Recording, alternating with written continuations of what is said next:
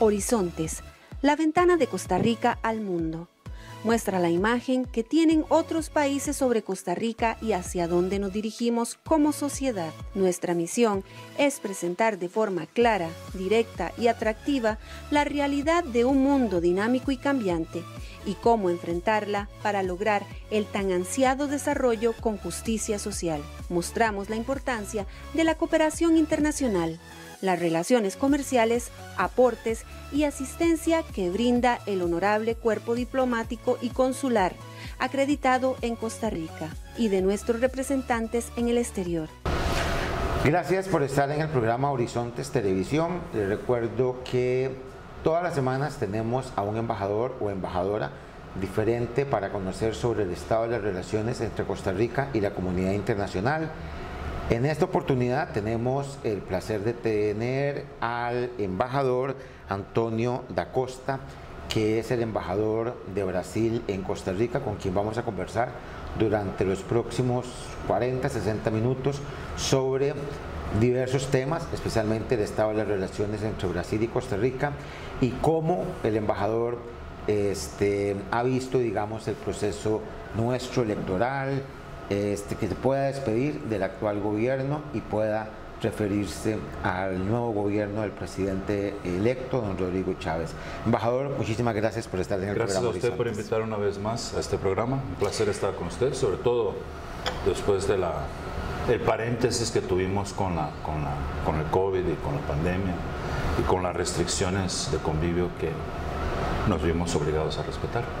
Embajador, pregunta siempre obligatoria, ¿cómo están las relaciones? Yo me acuerdo que recién llegado usted tuvo el honor, yo tuve el honor y usted tuvo la gentileza de recién llegado venir al programa. Ya ha pasado un buen tiempo y ahora sí le puedo preguntar cómo están las relaciones entre Costa Rica y Brasil. Mire, el honor es mío, muchas gracias por invitarme una vez más. Yo creo que están bien, ¿verdad? Nosotros tuvimos intentamos de alguna manera darle alguna dinámica en algunos planos, como el de la cooperación técnica, sí lo hicimos muy bien.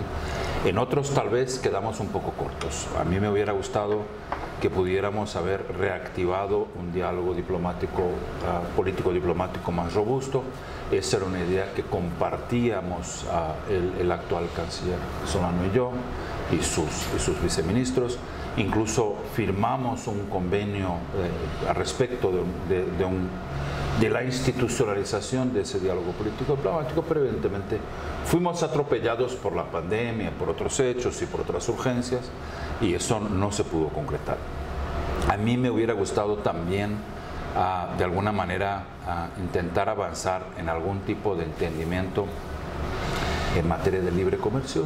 Nosotros, Brasil, juntamente con Argentina, Paraguay y Uruguay, propusimos a la entonces ministra Diala Jiménez y después a sus dos sucesores, al ministro interino en su momento y después al ministro Valenzuela, si usted quiere, un esqueleto de lo que podía ser un acuerdo de libre comercio, de liberalización comercial, padrón OMC, entre Costa Rica y los países del Mercosur. Usted sabe, Mercosur, los 4 negociamos en bloque.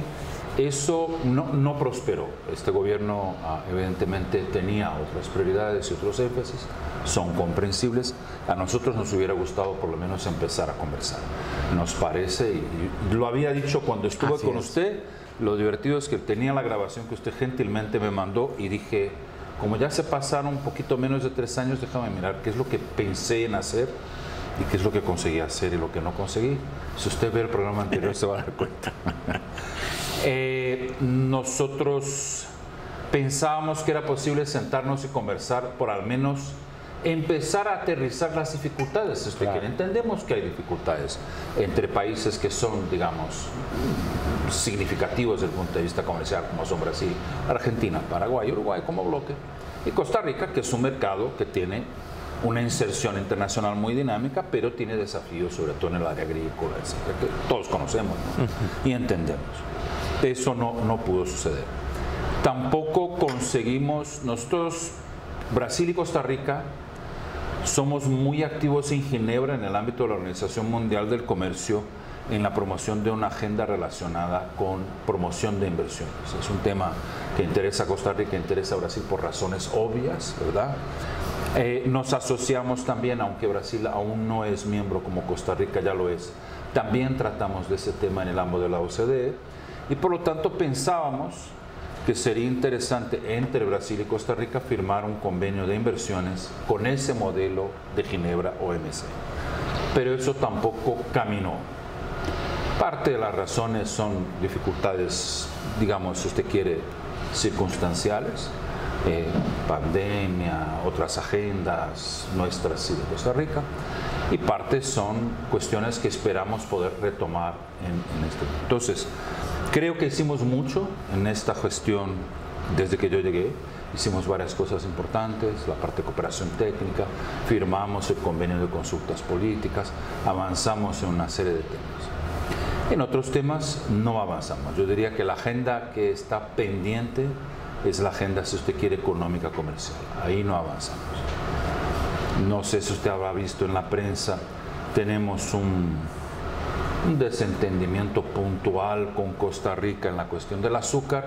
Desafortunadamente nosotros tuvimos que levantarlo de nuevo justamente ahora que está la cuestión del aguacate. No estamos vinculando aguacate con azúcar, son cosas diferentes, pero entendemos que hay ahí un problema relacionado con la manera como Costa Rica trata sus socios comerciales de productos agrícolas, que habría que sentarse a conversar.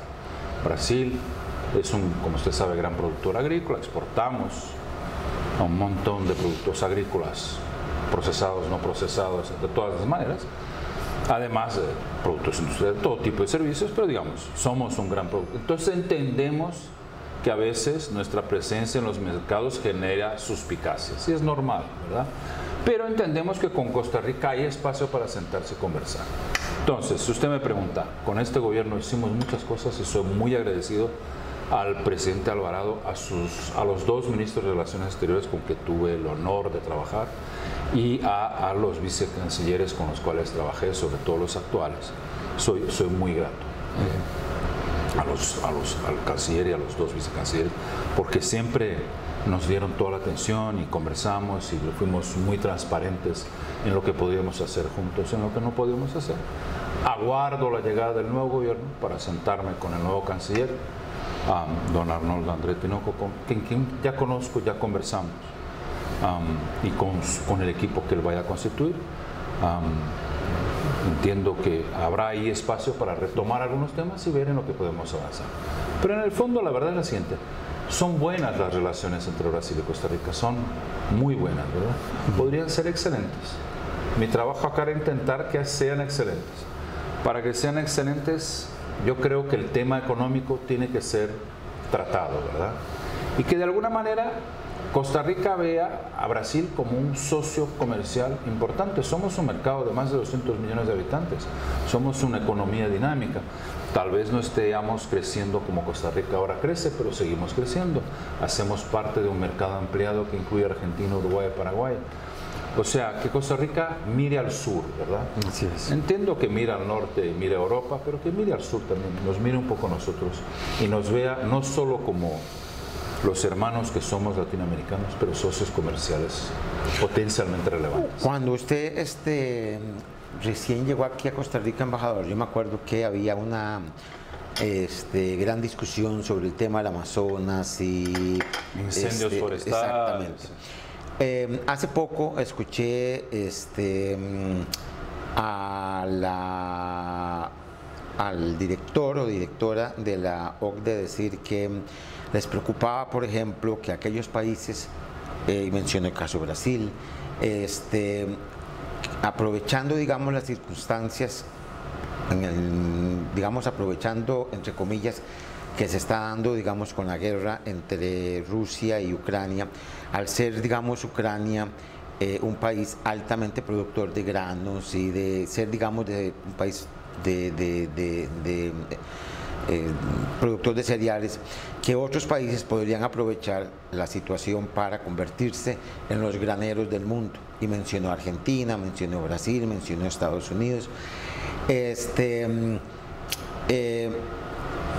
¿Cómo está el tema, digamos, del Amazonas? ¿Ha frenado un poco el problema? ¿No hay problema? ¿O ustedes consideran que es más, digamos, un tema de llevarle la contra al gobierno brasileño, de hacerle daño a la imagen de Brasil? ¿O cómo está la situación en realidad en este momento? Mire, yo creo que cuando se trabaja con la cuestión de la Amazonía, incendios forestales, tala de árboles, tala de bosques, hay que tener un poco claridad en lo que estamos hablando, ¿verdad? Brasil es tal vez el país del mundo que tiene la mayor superficie de bosque natural, preservado. ¿Okay? Nosotros tenemos más del 65% del territorio nacional preservado con bosque natural, con varios biomas, entre los cuales el de la Amazonía. Cuando nosotros conversamos sobre incendios forestales la otra vez, parte de los incendios forestales no eran en la Amazonía, eran en otros biomas del Pantanal, etc. Hay una cierta ignorancia en lo que respecta a eso, por un lado, ¿verdad?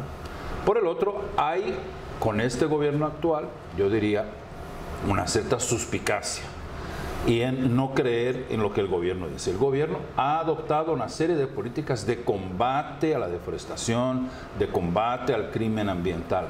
¿Ha crecido? Sí, ha crecido la deforestación. ¿Han crecido otros crímenes ambientales? Sí, han crecido, pero eso no quiere decir que el gobierno los esté combatiendo. Al revés, el problema es que, dadas las circunstancias sociales, económicas, hay un desafío de intentar dar a la población que vive en esas regiones, en la Amazonía, etcétera, oportunidades económicas, oportunidades de sobrevivir. Y acá la gente se olvida. Brasil es un país de 220 millones de habitantes. Una parcela de esos 220 millones, muchos millones, viven en la Amazonía. Dependen de ese territorio, dependen de construir sus vidas ahí. Hay que generar opciones, ¿verdad? Nosotros, Brasil continúa creyendo que tiene responsabilidades en la materia, ¿verdad? Pero, convengamos, nosotros no somos los principales responsables por las emisiones de carbono, ni somos los principales responsables por el control de las emisiones de carbono, ¿verdad? Al revés, nosotros habíamos acordado en Río, en 92, el principio de las responsabilidades compartidas, pero diferenciadas, ¿verdad? En algún momento, la retórica internacional perdió lo diferenciado, ¿verdad? Y seguimos nosotros, Brasil, diciendo, sí, tenemos problemas ambientales, los estamos intentando evitar, necesitamos la cooperación internacional, pero no nos hagan como el demonio de la película, ¿verdad? Porque el demonio de la película seguramente no somos nosotros, ¿verdad? No, y además, embajador, y con esto me voy al primer corte comercial, Brasil no es el principal contaminante del mundo. Al revés. Yo sé que usted no lo puede decir por su cargo, pero hay que entender que China, Estados Unidos y otros países son los principales contaminantes y los que menos están haciendo, ¿verdad? Estamos conversando con el embajador de Brasil en Costa Rica. Recuerde que este programa lo puede seguir también en nuestro canal de YouTube, en programa Horizontes Televisión Costa Rica, y estamos en todas las redes sociales. Ya volvemos.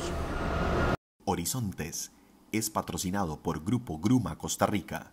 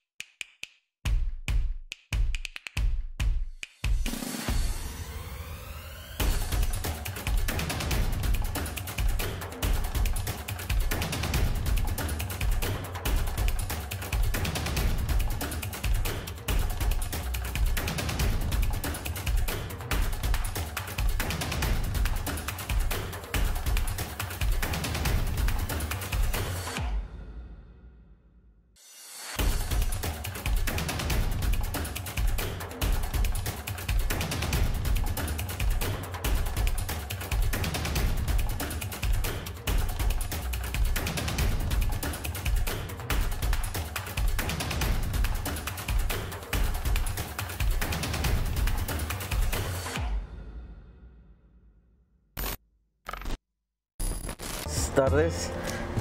Nosotros ubicación El Cafetal Centro Comercial, cerca de Hotel Marriott. Se viene todo a Costa Rica. Bienvenido para nosotros restaurante. Prueba de comida de auténtica de India. Nosotros garantía de nosotros Google Reviews de Google, Facebook, también TripAdvisor. Son muy buenos reviews para nosotros. Garantías para 3 personas. El señor de Naresh, el chef de Narendra Singh Negi en Sudán. Todo antes viene de Costa Rica, antes viene comida de auténtica india, prueba de comida auténtica india. Sí, gracias. También, Gracias, thank you. Luciano, Salud. Salud. पूरा vida. नमस्ते। मैं जायका रेस्टोरेंट की तरफ से आप सभी लोगों का स्वागत करता हूँ। हम लोग एल कैपिटल कमर्शियल सेंटर बेलन में हमारा रेस्टोरेंट है। आप लोग आइए और बहुत अच्छा खाना मिलता है हमारे यहाँ पे। हमारे गूगल रिव्यूज़ बहुत अच्छे हैं, हमारे फेसबुक रिव्यूज़ बहुत अच्छे हैं। अगर मैं इंग्लिश में कहूँ तो probably the best food in Costa Rica. आप लोग आइए और ज़रूर हमारे साथ आकर के खाना खाइए, आप लोगों को बेहद पसंद आएगा। ये हमारी पर्सनल, हम तीनों की तरफ से, मेरी, सुदन की और हमारे शेफ़ नरेंद्र सिंह की ये पर्सनल गारंटी है कि आप लोगों को हमारा खाना बहुत अच्छा लगेगा।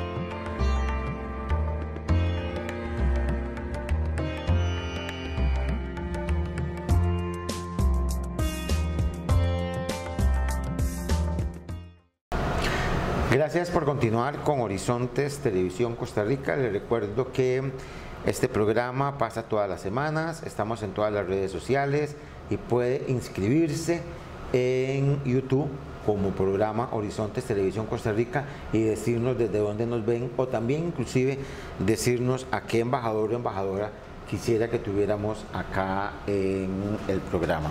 Estamos conversando con don Antonio, que es el embajador de Brasil en Costa Rica.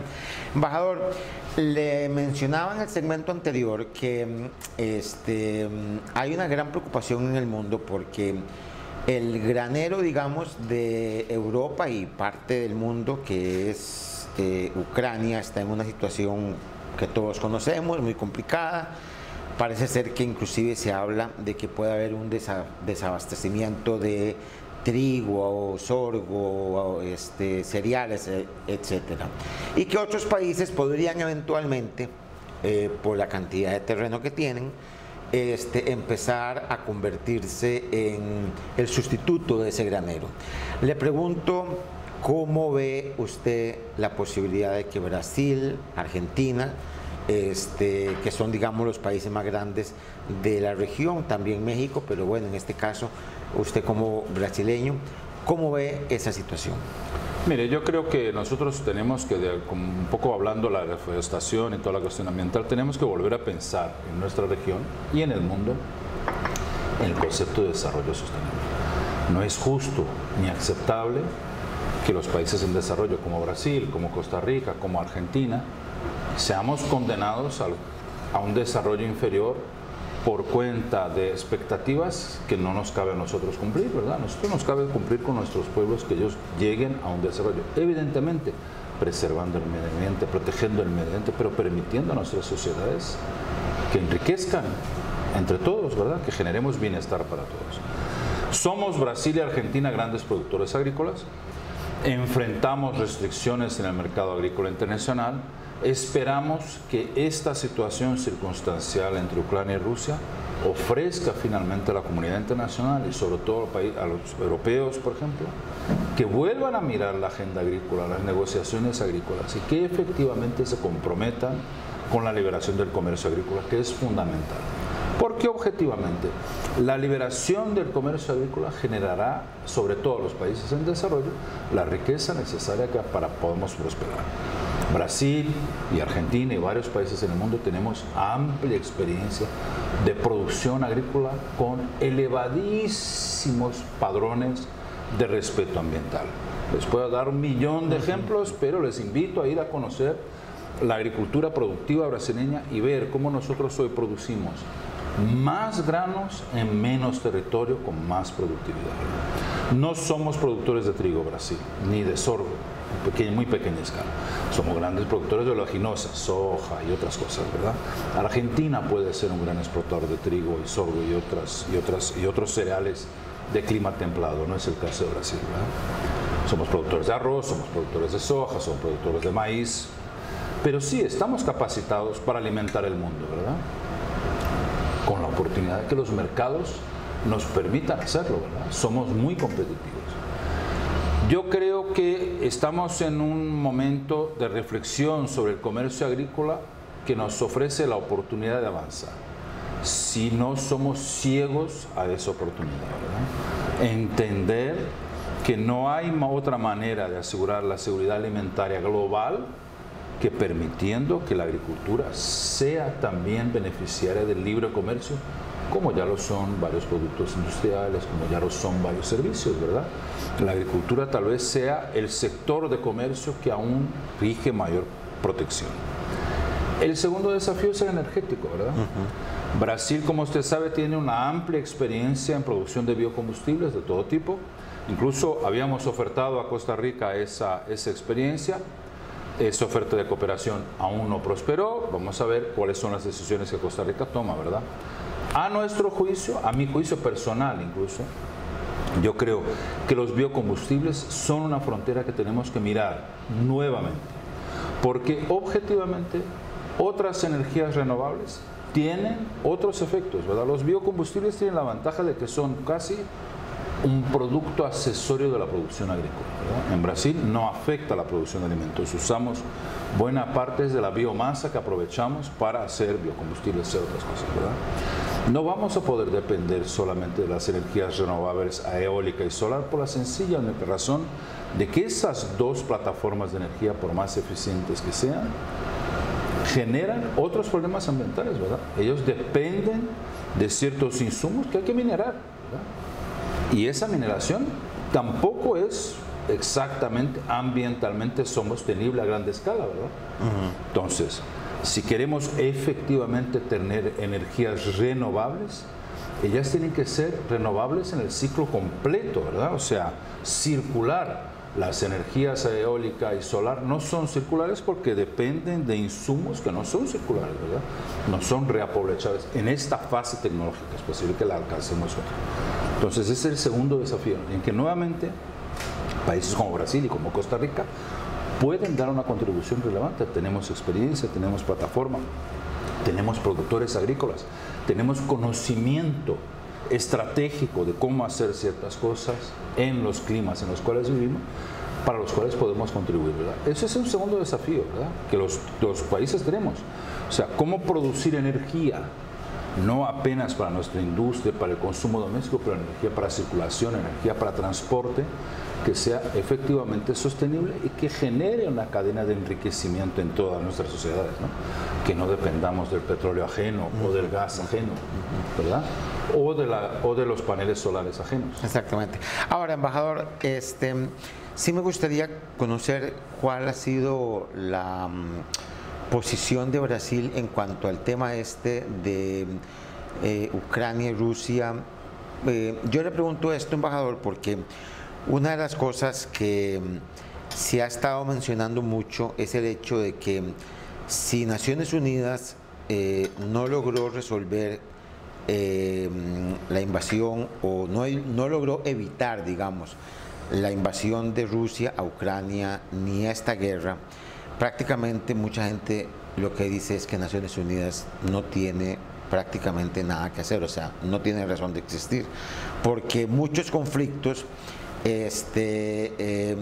muchas invasiones, muchas guerras, a pesar de que Naciones Unidas pide que no se den, interviene para que no se den, igual depende de los estados el mandar a los ejércitos, y son los estados los que tienen la fuerza militar para hacerlo.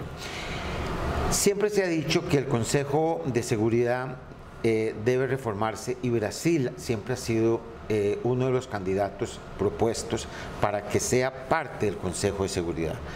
Y sin embargo el Consejo de Seguridad sigue siendo 5 miembros que son los que definen prácticamente el futuro de la humanidad.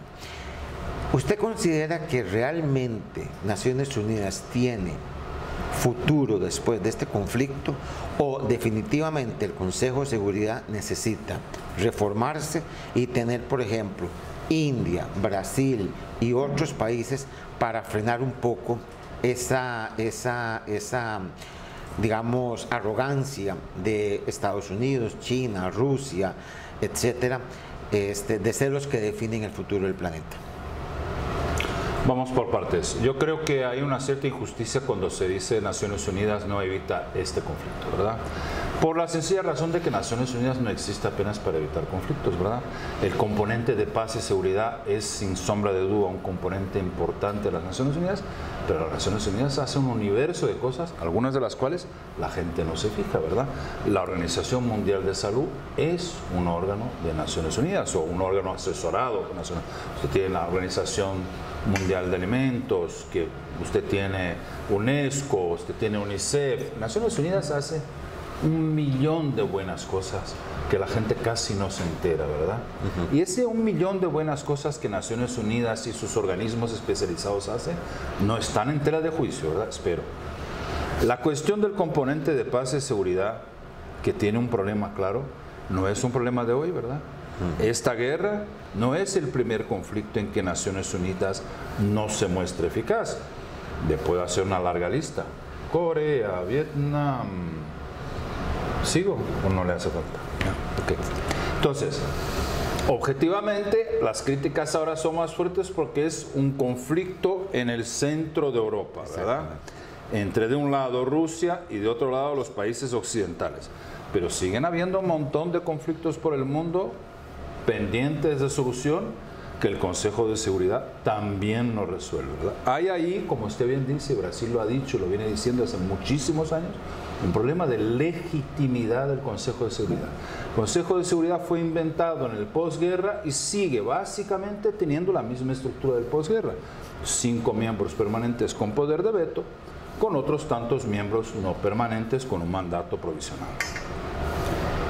Yo no creo que estos 5 miembros definan la agenda. Yo creo que hay, y se ve hoy, un papel importante para los miembros no permanentes y Brasil es ahora uno de los miembros no permanentes del Consejo de Seguridad. Pero evidentemente la pregunta es, en un conflicto en que de un lado está Rusia, que tiene veto, y del otro lado están Estados Unidos y algunos países europeos que también tienen veto, como es el caso de Francia y Reino Unido, ¿cómo usted hace para resolver un conflicto en el cual inevitablemente una de las dos partes va a usar su poder de veto? Complicado. Llevamos el tema a la Asamblea General y usted sabe que votamos una resolución, Brasil incluido, en el cual nosotros manifestamos nuestra condenación al conflicto armado y la agresión rusa y pedimos la paz, ¿verdad? Hay un segundo problema, que es un problema de cómo los países a la luz, en vez de intentar resolver la cuestión dentro de Naciones Unidas como debería ser, ¿verdad? Como nos manda la Carta de San Francisco, deciden entonces, ya que no consiguen resolverlo ahí, resuelven afuera. Entonces imponen sanciones unilaterales o regionales y afectan intereses de países que, uno, no están involucrados en el conflicto y dos, no aprobaron esas sanciones. Hoy Costa Rica y Brasil sufren directa o indirectamente efectos de sanciones impuestas por el lado europeo, por los países occidentales, por Estados Unidos, Europa y otros, en las cuales nosotros no tuvimos ni voz ni voto para decir esto hace sentido, esto no hace sentido, esto nos afecta, esto no nos afectará. Estamos afectados por la cuestión de los fertilizantes. Costa Rica y Brasil están afectados. Entonces, estas cuestiones tendrían que ser resueltas de alguna manera. Pero no es un problema de Naciones Unidas como un todo. Es un problema de este componente de paz y de seguridad y de aquellos países que deberían tener liderazgo en este componente y que por una u otra razón no quieren abrir mano de sus cuotas de poder en esos espacios o del ejercicio de su poder en esos espacios. O sea, ahí aún tenemos limitaciones como comunidad internacional. En el tema de paz y seguridad aún no somos una comunidad internacional. Pero nuevamente, insisto, para que no se pierda de vista, Brasil es orgulloso de ser parte de Naciones Unidas, muy orgulloso, como lo es Costa Rica, porque Naciones Unidas no es solo eso, Naciones Unidas es un montón de otras cosas que hacemos bien y que trabajamos juntos como comunidad internacional. Entonces lo que nos hace falta es inspirarnos en todo lo demás que hacemos bien y empezar a hacerlo también en paz y seguridad. Para eso hay que rever la composición del Consejo de Seguridad para hacerlo más legítimo. Nuevos miembros con voz, voto y veto.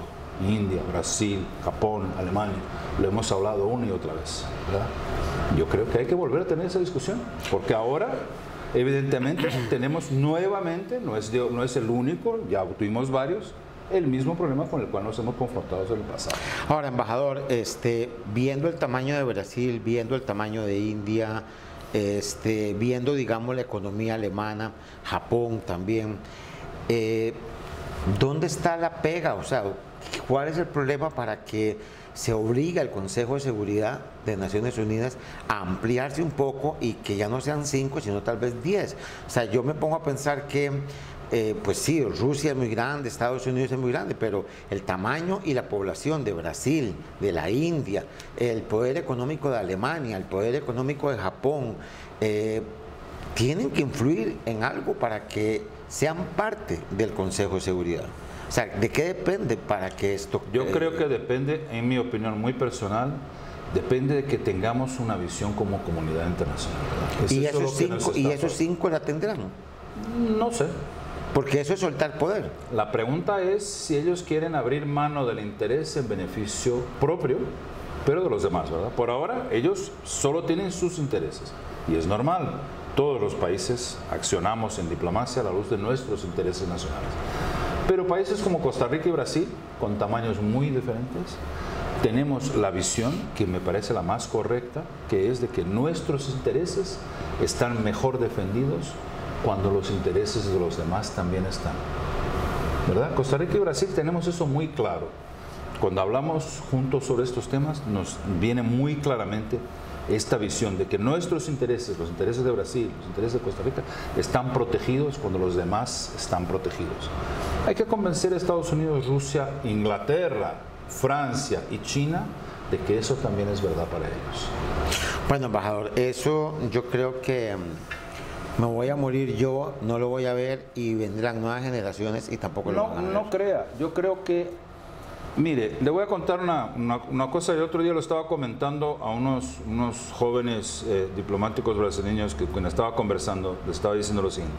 La gente se olvida que varios de los principios internacionales que hoy rigen la comunidad internacional lo inventamos los latinoamericanos. No lo inventaron los europeos, nos lo inventó varios de los principios que están en la Carta de las Naciones Unidas.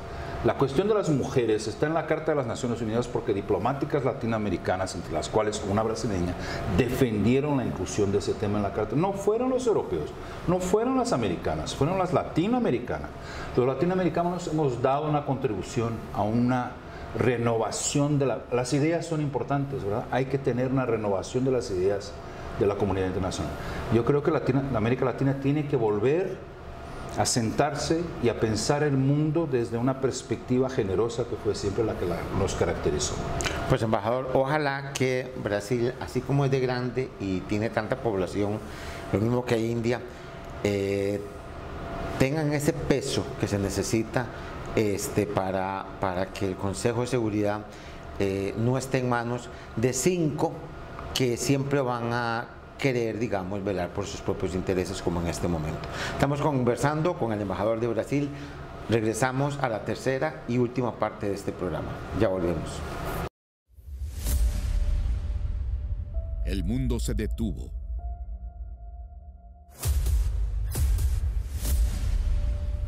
Pero en Qualitas seguimos avanzando.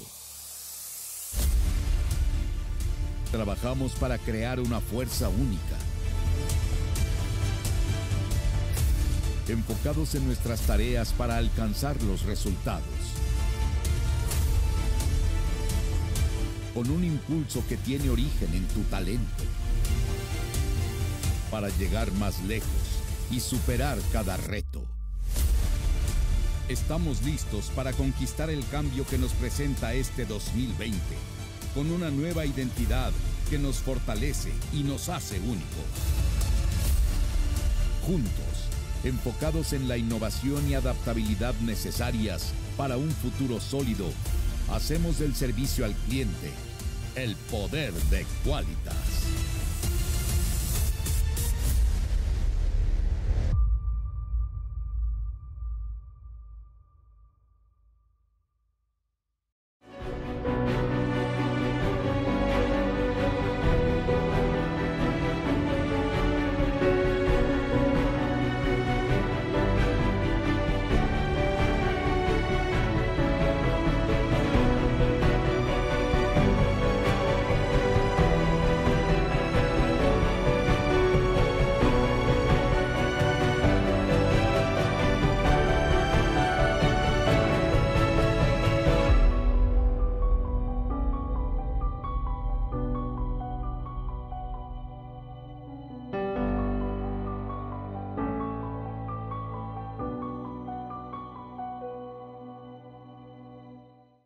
Estamos en la parte final de este programa, que espero que no sea el segundo y último con el embajador de Brasil.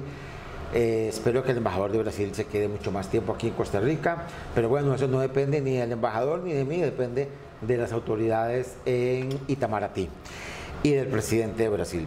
Embajador, recientemente Costa Rica tuvo elecciones en primera vuelta, segunda vuelta, tenemos presidente electo, el 8 de mayo hay cambio de gobierno. ¿Qué le pareció el proceso electoral costarricense? Extraordinario. Yo le debo decir que soy un gran admirador de la democracia costarricense. Nosotros tuvimos 2 misiones electorales, pasaron por buenas razones pasaron desapercibidas. Brasil mandó 2 misiones electorales a asistir la primera ronda de las elecciones para presidente, para la Asamblea Legislativa, y la segunda vuelta de las presidenciales, una segunda misión. La primera fue presidida por nuestro presidente de nuestro tribunal. Nosotros tenemos un tribunal electoral como ustedes tienen, una alta autoridad electoral. Y la segunda vez uno de los jueces vino con una otra misión. Y ellos quedaron muy impresionados por la calidad de la democracia, por la transparencia, el buen funcionamiento, la excelencia profesional de la gente del Tribunal Supremo de Elección. Es realmente una institución extraordinaria. Costa Rica debería estar muy orgullosa. Es una institución, a mi juicio, ejemplar. Yo quedé medio sorprendido con la cantidad de partidos políticos y la cantidad de candidatos presidenciales. Yo le confieso que en Brasil, que somos, creo ahora, 160 millones de electores, no creo que hayamos tenido ninguna elección con tantos candidatos presidenciales. Partidos sí, Brasil ya tiene no sé cuántos partidos, sí, y en las elecciones tenemos creo que 30 y tantos partidos que participan, pero candidatos presidenciales nunca tuvimos tantos, siempre tenemos una docena, tal vez un poco menos. Acá hubo varios, ¿verdad? Entonces, cuando empezó el proceso yo quedé un poco preocupado para saber si la gente, cómo la gente iba a reaccionar. Sí. Yo tengo un buen amigo, también embajador, no voy a revelar su nombre, si usted lo entrevista él tal vez lo revele, que me cuenta que estaba en una peluquería cortándose el pelo un poco antes de la elección y la gente decía que no sabían quién votar. Y él dijo, pero a ver, ustedes tienen 20 y tantas elecciones, ¿cómo no saben? Es así, 20, no sé cuántas opciones, ¿cómo no saben quién va a votar, verdad? Elijan uno, hay de todo, hay todo tipo, y eso sí es verdad, ¿verdad? Había todo tipo de opciones políticas que uno podía elegir. Creo que ganaron aquellos que el electorado prefirió. La gente estaba muy preocupada con la cuestión de la abstención. Sí, la abstención es una cosa que me llama la atención acá. En Brasil nosotros no tenemos índices de abstención tan elevados, en parte porque nosotros sí el voto es obligatorio, como en Costa Rica también lo es. Pero en Brasil si usted no se presenta a votar o no justifica por qué no se presentó a votar, tiene un cierto, es engorroso, ¿verdad? La gente va a votar. Entonces, la gente va a votar porque es comprometida con la democracia y la gente va a votar porque es engorroso si uno deja de votar, ¿verdad? Pero yo diría que buena parte vota porque quiere votar. Yo creo que acá la gente sigue muy comprometida con su democracia. Yo veo que los costarricenses tienen mucho orgullo merecido, justificado de su democracia. Es una democracia de alta calidad.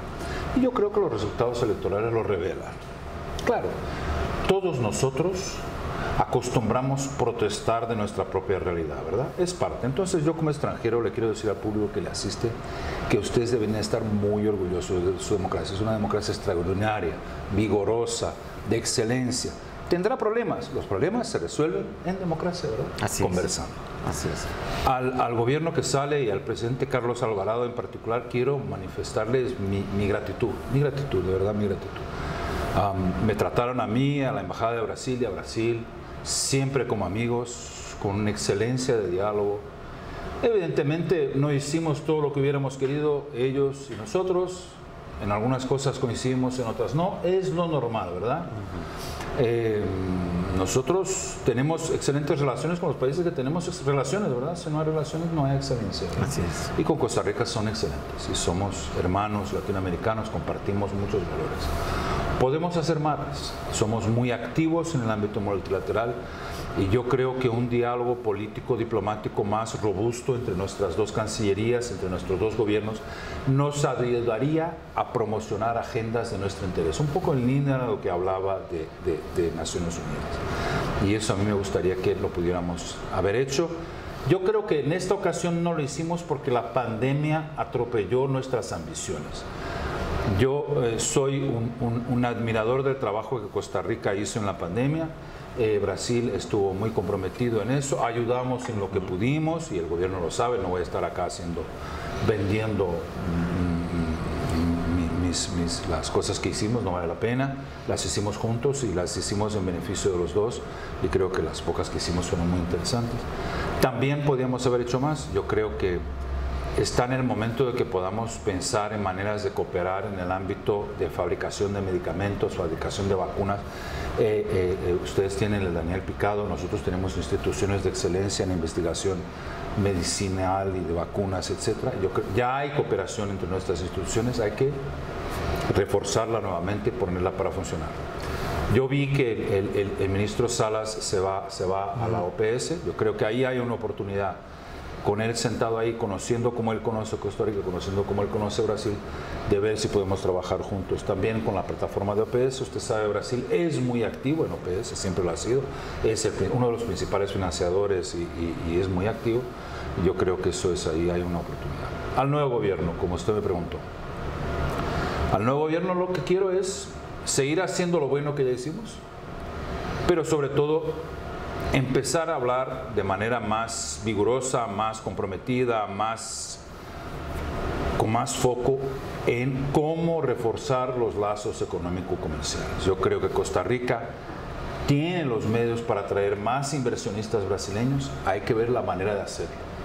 Yo creo que Brasil tiene mercado que puede ser de interés para las empresas costarricenses, hay que ver cómo llegamos con los productos costarricenses al mercado brasileño. Hay un enorme potencial de ampliar las relaciones económicas comerciales, la interacción entre empresas, la cooperación empresarial incluso, si usted quiere, o sea, no solo inversiones, sino cooperación empresarial para hacer productos para terceros mercados. Hay una miríada de cosas que podemos hacer juntos. Yo creo que las comunidades empresariales de los dos países se miran poco, pero se miran poco. Yo creo que cabe a los dos gobiernos trabajar. O sea, no vamos a hacer los gobiernos que vamos a vender nada, ¿verdad? Pero vamos a hacer los gobiernos que vamos a sentar los empresarios a ver cómo lo hacemos, ¿verdad? Y de qué manera respondemos a los intereses, a los desafíos, a las dificultades que las hay, ¿verdad? De tal manera que esa relación comercial, económica, financiera, de inversiones sea en beneficio de los dos países. ¿Usted no cree, embajador, que digamos con los empresarios brasileños que puedan haber en Costa Rica, que en realidad tal vez no son muchos en comparación, por ejemplo, con los mexicanos o los alemanes que están acá, una cámara de comercio? Porque a mí me llama la atención algo. Fíjese que yo estuve averiguando si Costa Rica tenía cámara, o Brasil tenía cámara de comercio, y fíjese que la cámara de comercio brasileña costarricense está en Sao Paulo. Sí. ¿Verdad?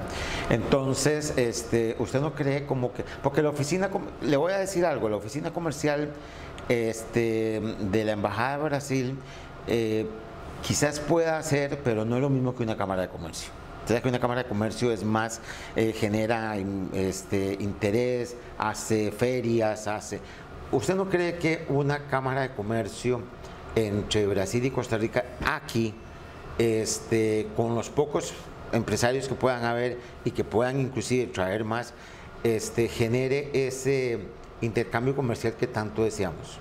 Yo creo que sí, pero yo creo que es una cosa como el huevo y la gallina, ¿verdad? Le explico. Hoy, en el día de hoy, está acá un director ejecutivo de nuestro Procomer, la agencia brasileña de promoción de exportaciones, se llama Apex Brasil. Él está acá hoy, estuvo ayer, hoy, mañana y pasado. El pasado mañana, no, en realidad mañana, él almuerza conmigo con un grupo de brasileños para un poco hacer una evaluación de las conversaciones que él tuvo. Fue desafortunado que él marcó la entrevista, la visita a Costa Rica, aprovechó un otro viaje para venir a Costa Rica y evidentemente yo dije, no es la mejor ocasión, ¿verdad? Proceso de transición, gente saliendo, gente entrando. Pero nosotros sabemos que en algunas agencias de Costa Rica, como Procomer, que son agencias de excelencia, en general son los funcionarios que conducen, entonces las conversaciones, entiendo, tendrán consecuencias, esperamos que las tengan.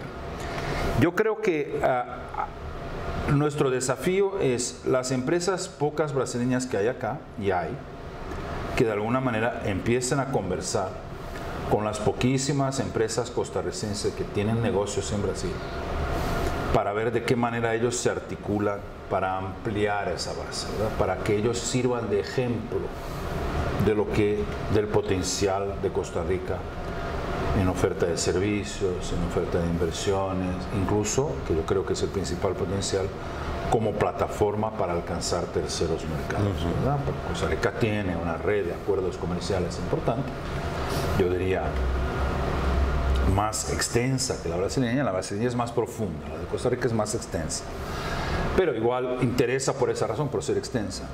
Yo creo que ahí hay una oportunidad y yo creo que Costa Rica, siendo así muy sincero, yo creo que las posibilidades de que Costa Rica amplíe su presencia en los mercados en que ya está son pequeñas y en contrapartida el potencial de los mercados donde no está y en Brasil no están es enorme, ¿verdad? Y a eso, volviendo a la cuestión de Ucrania y Rusia y pandemia y toda esta discusión un poquito la cual fuimos tocando, yo tengo la sensación que el comercio internacional va a cambiar, ¿okay? Y va a ser más regionalizado. Y las empresas van a hacer sus cadenas de producción más cortas. Todo eso tiene que ver con los desafíos logísticos que quedaron evidentes ahora, con los desafíos de seguridad que están quedando evidentes, con las cuestiones energéticas que van a quedar evidentes, con las cuestiones ambientales que también van a quedar evidentes. Y entonces yo creo que la conjunción de esas cosas va a hacer con que las plataformas regionales sean relevantes. Está terminando la sesión de invierno del FMI y del Banco Mundial, esto estuvo en discusión, ¿verdad? Hay que ir a mirar. Y yo creo que ahí hay una oportunidad para Costa Rica y para Brasil. Y una oportunidad que no debemos desperdiciar, porque piense, somos los dos países democracias maduras, democracias relevantes, con mercados importantes, tradición de inversión, tradición de atracción de inversión, en el caso de Brasil, tradición de invertir afuera. Yo creo que es la oportunidad que Costa Rica tiene y Brasil tiene. Y es que, embajador, una de las cosas que a mí me llama la atención es que a pesar de que hay poco empresariado brasileño aquí en Costa Rica, es, digamos, el portugués un idioma que se solicita para que la gente lo estudie. 5 de mayo, este 5 de mayo, los invito, vamos a intentar hacer unas cosas, es el Día Mundial de la Lengua Portuguesa. Y yo soy extraordinario admirador del hecho de que no hay un lugar que yo no vaya acá en San José o en Costa Rica en que alguien no me hable en portugués, y en buen portugués, no es así un portugués así, portuñol, no es un portuñol, no, es buen portugués. Prueba de que la inversión que Brasil hizo acá y que ahora aún existe en manos privadas, pero que fuimos nosotros que trajimos, que fue el Centro de Estudios Brasileños, que ahora se convirtió en fundación de carácter privado, está haciendo un buen trabajo, ¿verdad? Está haciendo un buen trabajo entre los estudiantes, está haciendo un buen trabajo en las empresas, hay interés. Yo soy agradecido al presidente Carlos Alvarado porque él incluyó el portugués en el programa de bilingüismo y tenemos algunas escuelas acá en Costa Rica, en San José específicamente, que enseñan a los alumnos en portugués. Yo fui a una ceremonia con el presidente Carlos Alvarado, dígase de paso, prepandemia, cuando aún nos podíamos reunir, y quedé admirado con los chicos cantando en portugués, hablando, en otras lenguas también, en inglés, pero digo, en portugués fue lo que me llamó la atención, ¿verdad? Claro, siendo embajador de Brasil. Claro. Entonces, yo quiero invitar a los costarricenses a que piensen en la lengua portuguesa como yo pienso en el español. Usted dice que yo estoy sonando como tico. Sí. Yo me esfuerzo de hablar un buen español. Y yo diría, vamos a intentar hacer una campaña para que aún más costarricenses hablen portugués. Porque eso sí es verdad, ¿no? Costa Rica, tal vez por ser un país más pequeño y por ser un país que ya ha hecho una plataforma de conectarse al mundo, hay más preocupación de aprender lengua extranjera. Cuando usted va a Brasil, si usted ya ha ido, sabe, los brasileños somos pocos los que hablamos otra lengua que no sea portugués, ¿verdad? Somos grandes, todo el mundo habla portugués, un poco como Estados Unidos, tenemos ese problema, ¿verdad? Pero crece, cada vez hay más brasileños que hablan español. Yo creo que eso también tiene que ver con la regionalización. En la medida que nos entendamos mejor, nos reforzamos en todos los ámbitos, científico, tecnológico, empresarial, comercial, cultural. Oímos más música, vemos más cine. ¿Verdad? Esas cosas. Pues, embajador, agradecerle el haber estado en el programa una vez más y espero que antes de que... ¿Usted se quiere que yo me vaya? Yo no, embajador, yo no quiero que usted se vaya, yo quiero que sea embajador por 10 años aquí más, pero embajador, ojalá que usted cuando pues, le llegue la noticia de tener que regresar, me avise para entrevistarlo por última vez y ver qué queda pendiente y cuál sería su huella más importante aquí en Costa Rica. Le agradezco mucho la invitación. Muchísimas gracias. Un Y a ustedes recordarles que la próxima semana tenemos a otro embajador o embajadora. Síganos en todas las redes sociales y recuerde que en nuestro canal de YouTube estamos como programa Horizontes Televisión Costa Rica. Como de costumbre, muchísimas gracias y nos vemos la próxima semana. Horizontes, la ventana de Costa Rica al mundo. Muestra la imagen que tienen otros países sobre Costa Rica y hacia dónde nos dirigimos como sociedad. Nuestra misión es presentar de forma clara, directa y atractiva la realidad de un mundo dinámico y cambiante y cómo enfrentarla para lograr el tan ansiado desarrollo con justicia social.